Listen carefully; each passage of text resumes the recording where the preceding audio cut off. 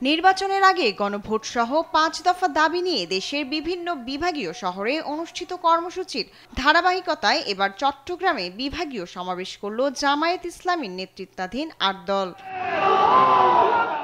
শুক্রবার দুপুর ১:২০টায় শুরু হয় সমাবেশের কার্যক্রম। এর আগে থেকে নগরীর ঐতিহাসিক লাল দিঘি মাঠে ব্যানার ফেস্টুন নিয়ে মিছিল করে সমাবেশে যোগ দিতে থাকেন ৮ দলের নেতাকর্মীরা।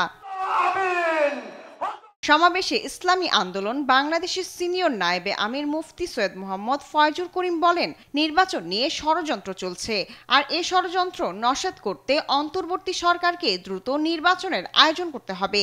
আগামী নির্বাচনে মানুষ দুই ভাগে ভাগ হয়ে যাবে, একদল মানুষ ইসলামের পক্ষে, একদল মানুষ ইসলামের বিপক্ষে, কেউ দেশের পক্ষে, কেউ ভারতের পক্ষে। আজকের থেকে আমাদের আন্দোলনে ঝাঁপিয়ে পড়তে হবে, প্রত্যেকটা ঘরে ঘরে যেতে হবে, ইসলামকে বিজয় করার জন্য চেষ্টা করতে হবে। প্রধান অতিথির বক্তব্যে বাংলাদেশ জামায়াত ইসলামের আমির ডক্টর শফিকুর রহমান বলেন, দেশ থেকে ফ্যাসিবাদ এখনো বিদায় নেয়নি, কিন্তু ভবিষ্যতে আর কোনো ফ্যাসিবাদকে মেনে নেওয়া হবে না। সামান্যটুকু বিচার পায়নি। বাংলাদেশ দুর্নীতিতে ভেসে গিয়েছিল, দেশের টাকা লুণ্ঠন করে বিদেশে পাচার করা হয়েছিল।